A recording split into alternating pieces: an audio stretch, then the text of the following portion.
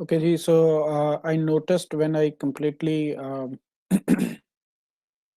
when I completed my recording number two. After that, I noticed that I was uh, due to some internet connection, I was uh, left out of the video. So the video was not completed. The recording was not completed. So I am going to complete it from the position where I left. I was describing the uh, example हम example के ऊपर काम कर रहे थे.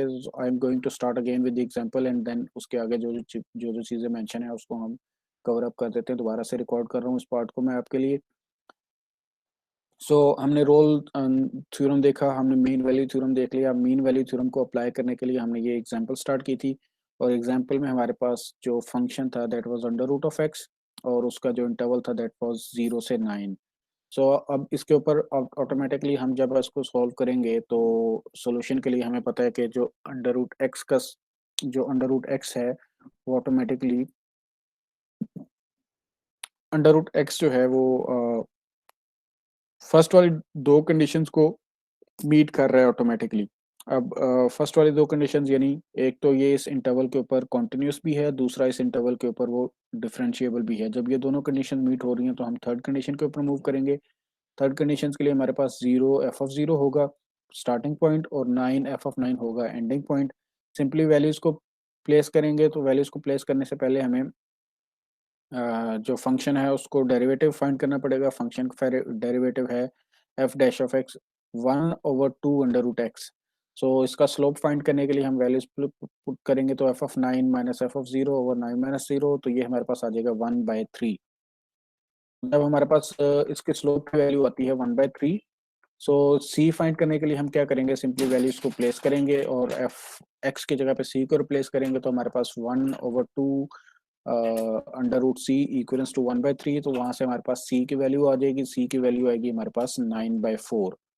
इसका मतलब 0 से 9 के दरमियान में 9/4 एक ऐसा पॉइंट है जहाँ पे आपका जो टेंजेंट ड्रॉ किया जाए तो वो बिल्कुल पैरेलल आता है आपकी सेकंड वाली लाइन के इक्विवेलेंट. अगर हम उसको यहाँ पे देखें तो वो बिल्कुल ट्रू है. आप यहाँ पे देखें तो हमारा स्टार्टिंग पॉइंट जो था वो था 0 और एंडिंग पॉइंट जो था यानी 0 और f(0) दोनों 0 0 पॉइंट होंगे. 9 और 3 9 पॉइंट बी था. f(3) जो था वो 3 आता था. ये हमारा पॉइंट है एंडिंग पॉइंट. तो इसके लिए जो सेकंड लाइन ड्रॉ होती है वो ये ड्रॉ होती है और जो हमारा इसके पैरेलल टेंजेंट लाइन ड्रॉ होती है उसके सी की वैल्यू आई है हमारे पास 3/2 9/4. इस पॉइंट के ऊपर अगर अब आप टेंजेंट ड्रॉ करेंगे तो वो जो टेंजेंट है वो अब देखें ये वाला जो टेंजेंट है जो ड्रॉ हुआ है वो इस लाइन के बिल्कुल पैरेलल है. दैट मीन्स कि हमारा जो मीन वैल्यू थ्योरम है वो बिल्कुल एग्जैक्ट वैल्यू देता है, बिल्कुल सही वैल्यू देता है, बिल्कुल सही आंसर देता है. This is verified. हमारे पास एक टेंजेंट लाइन ड्रॉ हो रही है और ये हमारी सेकंड लाइन है जो कि इनिशियल और एंड पॉइंट दोनों को आपस में इंटरेक्ट करवा रही है. ठीक है.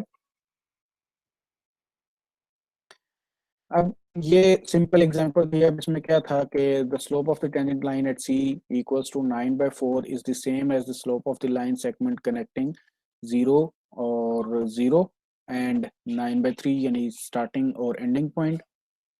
इसके अलावा हम मीन वैल्यू थ्योरम को ना हर जगह पे, ये तो मैथमेटिकल प्रॉब्लम थी हमारी जो कि हमने देखी, बट इवेंचुअली हमने देखना है. मैंने आपको पहले बताया था कि mean value theorem real life में, प्रैक्टिकल लाइफ में किस किस जगह पे अप्लाई किया जा सकता है. उसकी एक बहुत बड़ी एप्लीकेशन है कि जब भी आपके पास कोई वेलोसिटी वाली प्रॉब्लम्स आती हैं, स्पीड, वेलोसिटी, इस तरह की चीजें जितनी भी आती हैं जो कि आप फिजिक्स में पढ़ के आए हुए हैं, उनमें mostly mean value theorem apply किया जा सकता है. One application that helps illustrate the mean value theorem involves velocity.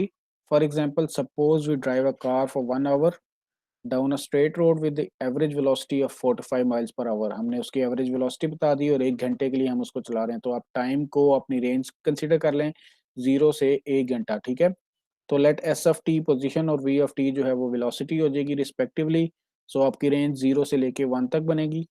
Assuming that the position s of t is differentiable, we can apply the mean value theorem to conclude that at some time c belonging to 0 1, the speed of car was exactly 45 miles per hour. हम उसको simply इसके अंदर put करेंगे तो हमारा answer अगर 45 के equivalent आता है तो इसका मतलब वो मीन वैल्यू थ्योरम अप्लाई किया जा सकता है. उस रियल लाइफ एग्जांपल की हम एक एप्लीकेशन या एग्जांपल देख लेते हैं।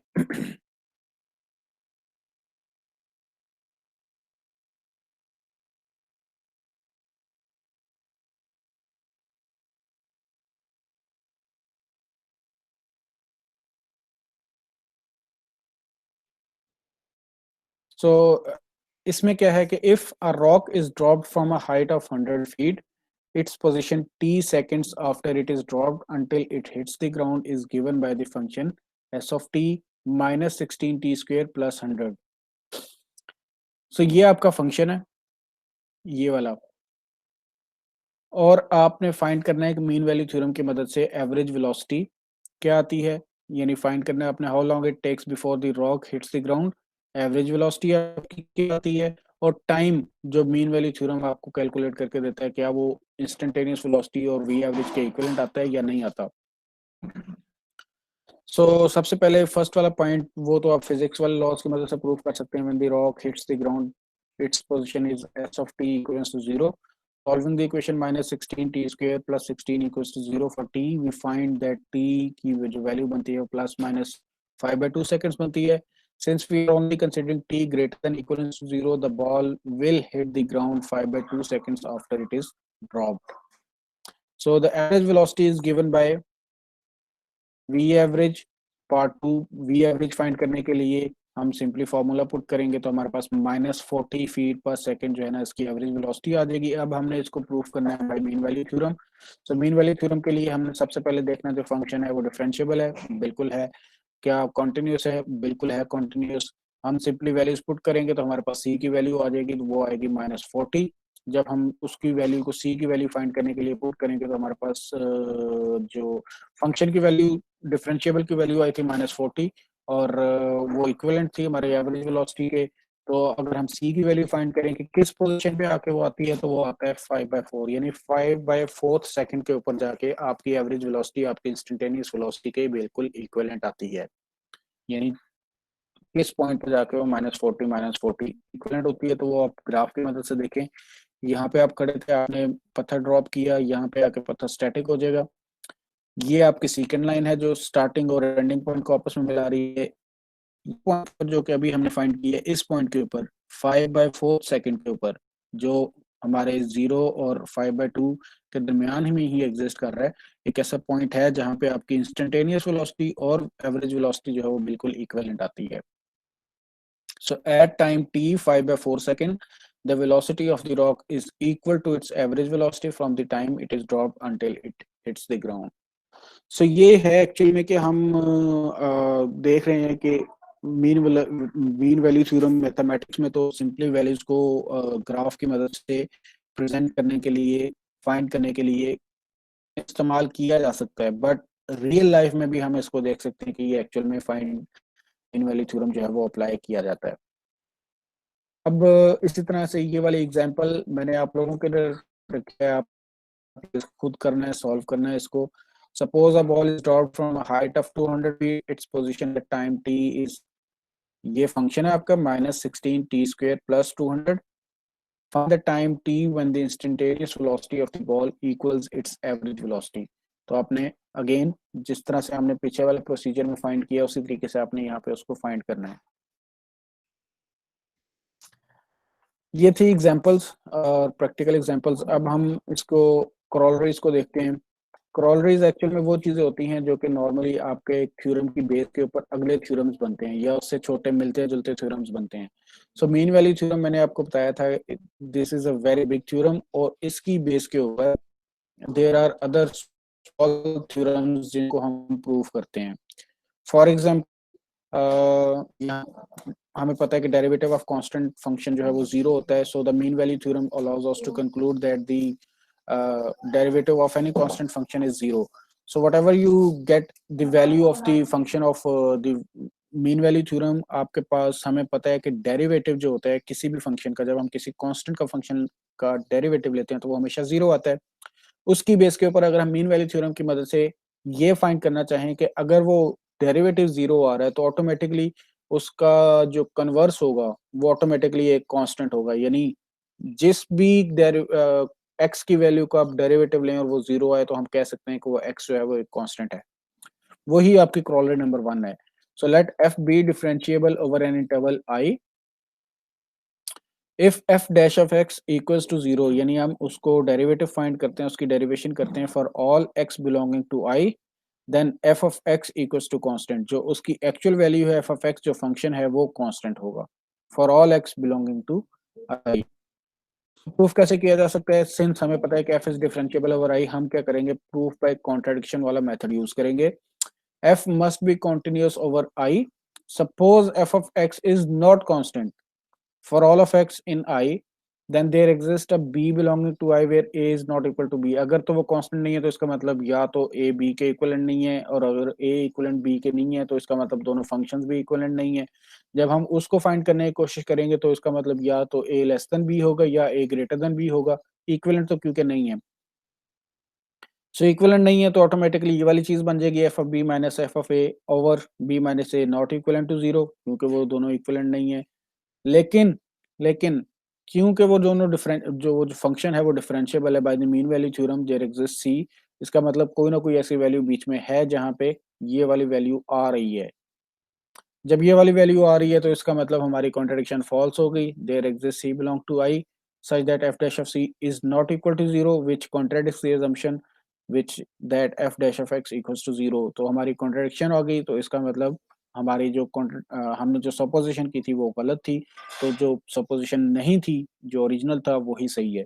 सो इसका मतलब ये कि आप किसी भी, ये वैसे भी ऑब्वियस सी चीज़ है, कॉमन सी चीज़ है, रूल ऑटोमेटिकली बन चुका हुआ है। हमें पता है कि किसी भी डेरिवेटिव का जब हम किसी भी फंक्शन का जब डेरिवेटिव लें और वो 0 आए तो इसका मतलब वो हमारे पास एक कांस्टेंट का डेरिवेटिव था। इस तरह से क्रॉलर नंबर 2 है, वो उससे भी ज्यादा सिंपल है। उसमें क्या है कि अगर आपके पास दो फंक्शंस हैं, if f and g are differentiable over an interval i and f dash of x equals to g dash of x for all x belonging to I, then f of x equals to g of x plus c। यानी अब जो derivative आप लेते हैं और वो दोनों derivatives equal आते हैं, तो उनके जो ओरिजिनल फंक्शन थे उन दोनों में सिर्फ एक छोटे से कांस्टेंट का फर्क होगा। ठीक है, so which is also true in most of the cases. This will be true, not in most of the cases but all of the cases. आपके पास जब दो डेरिवेटिव्स बिल्कुल सिमिलर आ रहे हैं, so the difference will only be of constant values। So let suppose कर लें एक नया फंक्शन विच में आप एफ ऑफ एक्स माइनस करें, उसका अगर आप डेरिवेटिव लेंगे तो वो अगर 0 आएगा, ऑटोमेटिकली 0 आएगा for all x belonging to i by corollary number 1। अगर हम इसमें क्रॉलर नंबर 1 अप्लाई करें, there is a constant c such that h of x equals to c for all x belonging to i, therefore f of x minus g of x plus c। तो क्योंकि h of x equals to c आएगा तो उसमें automatically f of x equals to g of x plus c आएगा। और इसी तरह से क्रॉलर नंबर 3 जो है ना वो थोड़ी सी डिफरेंट है। सॉरी क्रॉलर नंबर 3 में एक्चुअल में क्या हो रहा है कि अब यहाँ पे आप ये सारा खुद पढ़ लीजिएगा, इंक्रीजिंग और डिक्रीजिंग फंक्शन की बात हो रही है।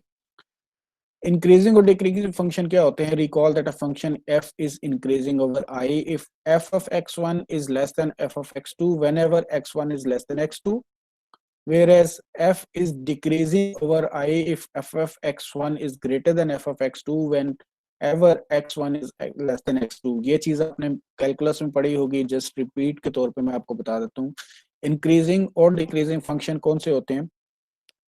सो इंक्रीजिंग फंक्शन वो वाले सारे के सारे फंक्शंस होते हैं जब आपके पास दो वैल्यूज हैं x1 और x2, जिसमें x1 की वैल्यू x2 से छोटी है, लेकिन उसके ऊपर जो फंक्शनैलिटी परफॉर्म हो रही है वो भी उसी तरीके से चल रही है कि functionality of x1 is less than also function of x2, तो वो इंक्रीजिंग फंक्शन है।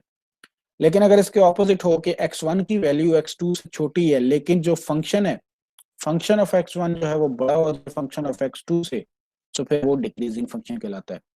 सो यही आपकी यहाँ पे अगर आप डायग्राम देखें तो यहाँ से लेके इस पॉइंट तक फंक्शन डिक्रीजिंग है, यहाँ से लेके यहाँ तक वैल्यू डिक्रीज कर रही है। वेराज अगर आप यहाँ पे देखें तो फंक्शन यहाँ से यहाँ तक इंक्रीज कर रहा है और यहाँ से लेके यहाँ तक दोबारा इंक्रीज कर रहा है, तो फंक्शन का डेरिवेटिव यहाँ पे लेस देन 0 है। अब डेरिवेटिव के टर्म में डेरिवेटिव के टर्म में अगर इंक्रीजिंग और डिक्रीजिंग को डिफाइन करना हो तो Using the mean value theorem, we can show that if derivative of a function is positive, then the function is increasing, and if the derivative is negative, then the function is decreasing. ये mean value theorem की मदद से पता लगता है, यानी अगर derivative जो है वो जीरो से छोटा होगा तो फंक्शन डिक्रीजिंग होगा, और अगर डेरिवेटिव जीरो से बड़ा होगा जैसे कि यहाँ पे वाले में हो रहा है, सो वो फंक्शन इंक्रीजिंग होगा. So this is your problem number 3, और इसको भी आप यहाँ पे प्रूव कर सकते हैं कि if let f be continuous over the closed interval a b and differentiable over the open interval AB. If f dash of x is greater than 0, then f is increasing function. If f dash of x is less than 0, then f is decreasing function. आप simply इसको भी contradiction की मदद से prove कर सकते हैं. Simply values put करेंगे, आपके पास c की वैल्यू आएगी, एक सूरत में लेस देन आएगी, एक सूरत में ग्रेटर देन आएगी, तो आप सिंपली उसको, अब ये चीज आप खुद पढ़ लीजिएगा, इसमें कोई ऐसी खास चीज नहीं है, लेकिन मेन चीज जो है आपको रूल का पता होना चाहिए, विच इज के अगर वो डिफरेंशिएबल है तो अगर तो वो जीरो से बड़ा होगा तो वो इंक्रीजिंग होगा, और अगर जीरो से छोटा होगा तो वो डिक्रीजिंग होगा. So this is what we have discussed in week number 15, जिसमें हमने दो एक्चुअल में थ्योरम्स पढ़े हैं, रोल्स थ्योरम और मीन वैल्यू थ्योरम. सो उसके रिवीजन के तौर पे पांचों जो चीजें हमने पढ़ी हैं वो ये हैं कि इफ नंबर 1 सबसे पहले Rolle's theorem, if f is continuous over closed interval AB and differentiable over open interval AB, and f of A is equivalent to f of B is equivalent to f of B, then there exists a point C belonging to AB such that f dash of C is equivalent to 0. ये हमारा role theorem था. Mean value theorem क्या है? If f is continuous over closed interval AB and differentiable over AB open interval, पहली दोनों condition same, then there exist a point C belonging to open interval AB such that f dash of C is equivalent to f of B minus f of A over B minus A. This is the mean value theorem. If f dash of x is equivalent to 0 over an interval I, then f is constant over I. Corollary number 1 of mean value theorem. If two differentiable functions f and g satisfy f dash of x equals to g dash of x over I, then f of x equals to g of x plus constant for some constant c. Or corollary number 3,